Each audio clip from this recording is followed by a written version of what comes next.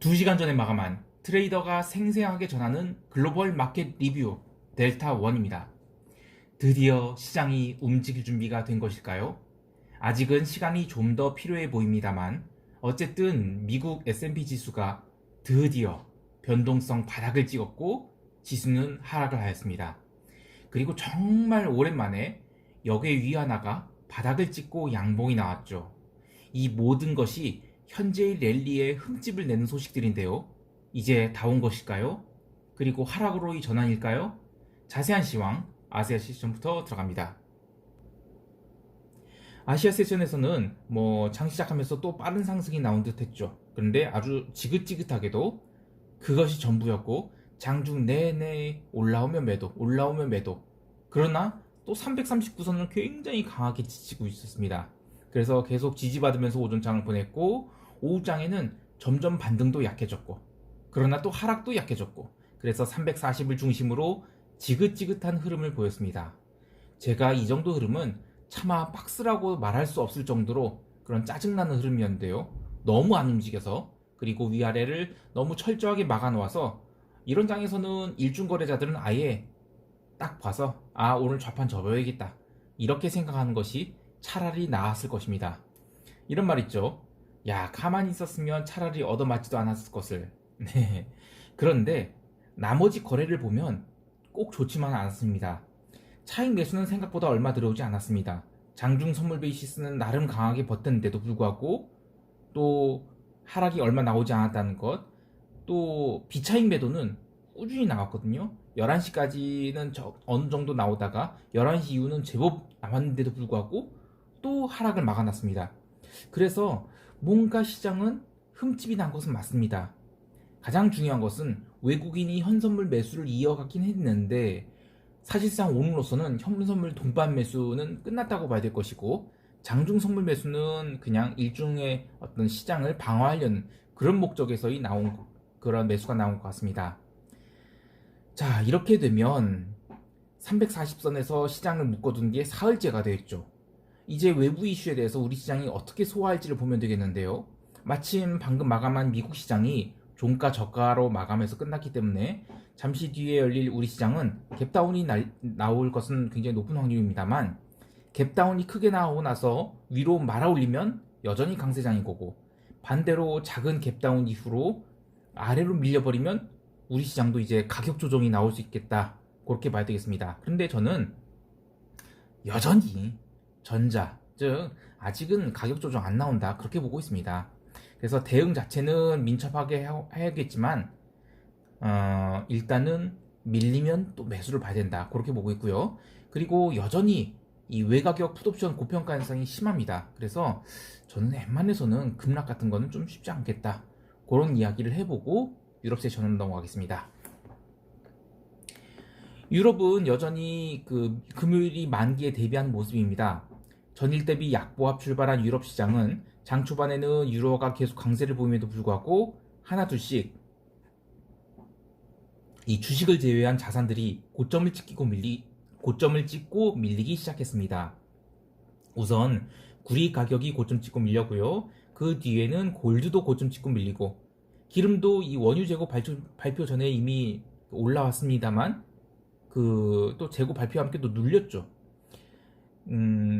이 원유 재고 같은 경우에는 사실 굉장히 잘 나왔어요. 그러니까 재고가 적게 나왔죠. 그럼 이제 당연히 올라와야 되는데 그런데 오히려 이익 실현이 그런 매도가 나왔습니다. 그래서 저는 시장이 약간 이제 그 리스크 온에서 온을 줄이거나 또는 오프로 살짝 전환되는 그런 분위기가 아닌가 이렇게 보고 있습니다. 어쨌든 이 유럽 지수는 그래도 나름 버텼습니다만 미국 시장 마감 무렵에 이 미국 시장이 하락을 하면서 그 지수 선물들은 하락을 해서 마감을 했고 또 유로화도 고점 찍고 밀려버렸죠. 그래서 상당히 분위기가 안 좋은 그런 쌍고점이 형성된 그런 매도가 나왔기 때문에 일단 시장은 부정적으로 봅니다만 내일 또 무슨 지표가 발표되냐면 내일 미국 또 신규 실업수당 청구 건수 나오겠죠. 이런 것들로 또 미국 시장이 또 좋지 않게 영향을 받으면 유로화는 다시 이제 고점을 뚫으러 갈 것입니다. 그래서 아직 이렇게 나왔다고 해서 그 유로화에 대해서 숏을 치거나 아니면 달러를 뭐 롱을 잡거나 하긴 부담스럽지만 어쨌든 저는 시장이 그동안 달러 약세가 계속 이어지다가 오늘로서 브레이크가 좀 걸린 것이 아닌가 그렇게 보고 있습니다. 어쨌든 증시는 이번 주 유럽이 만기가 그 옵션 만기가 있기 때문에 또 많이 달려 올렸기 때문에 분위기 자체는 변동성 감소로 끝날 것 같습니다만 비달러 바스켓들이 다들 고점 찍고 내려온 것 그리고 위안화 강세가 멈췄다는 것 이런 것들이 어쨌든 시장에는 좀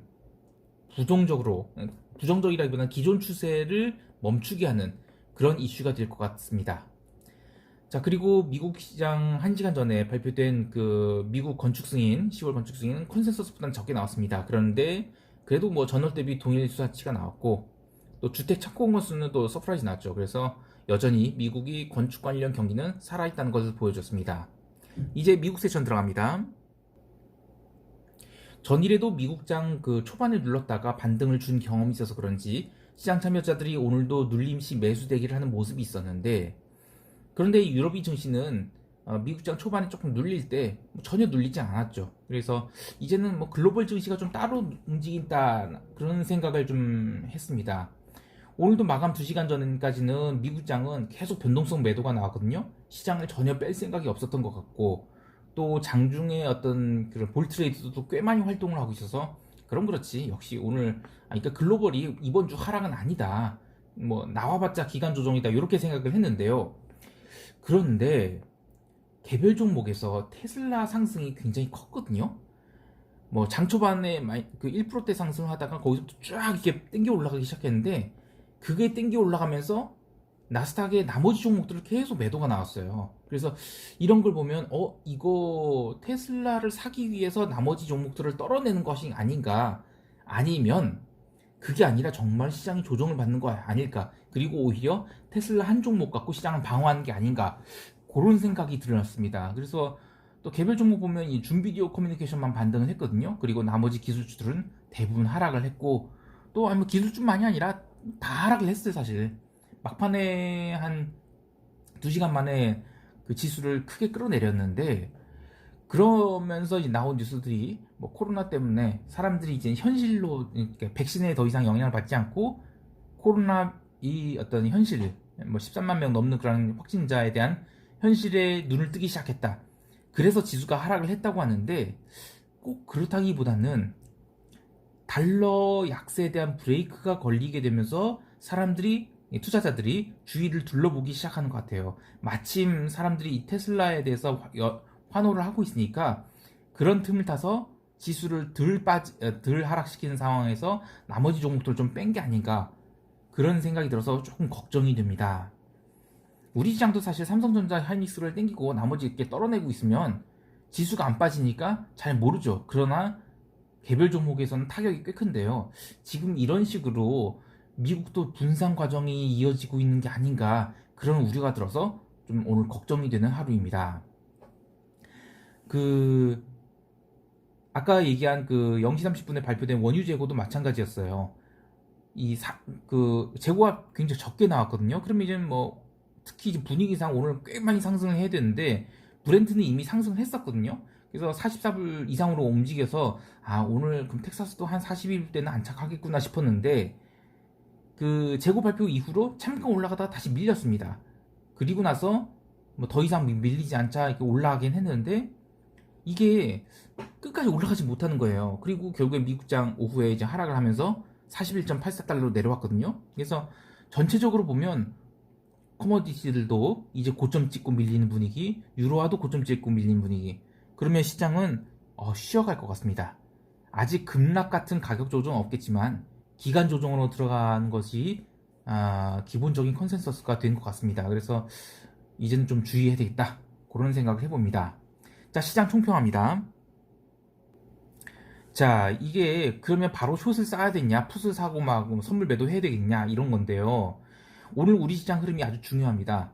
그 미국이 뭐 더 이상 백신 뉴스에 반응하지 않고 실제로 코로나의 위험에 대해서 투자자들이 인지하기 시작해서 증시가 밀렸다고 한다면 한국은 이 글로벌 국가 대비 이 정도면 코로나 청정 지역이나 마찬가지죠. 그리고 경제 지표 굉장히 좋고요. 생산도 활발하고 뭐 이 정도 뭐 그 실적 컨센서스면 실적이 발표된 거면 이건 굉장히 그 우수한 그런 국가입니다. 그래서 증시가 우리는 밀리면 안 돼요. 그런데 만약에 갭다운 후 빠르게 위로 말린다면야 말려서 상승한다면 모르겠지만 그게 아니라 우리 시장도 오후장이나 아니면 장 중반 이후로 조정받는다 그러면 우리 시장도 이제 경기 모드로 들어가야 되겠습니다. 어쨌든 저는 갭다운 나오면 빠른 상승이 나올 것 같습니다. 예. 아직은 풋옵션이 너무 비싸거든요. 어제 오늘 다이어트를 하긴 했습니다만 그래도 저는 풋옵션 지금 비싸다고 보고요. 그래서 뭐 갭다운 나왔다고 해서 여러분 뭐 풋옵션 사서 해지를 하고 이러지는 않았으면 좋겠습니다. 예. 오늘도 성공 투자하시고요. 즐거운 하루 되시기 바랍니다. 이상 델타원이었습니다. 감사합니다.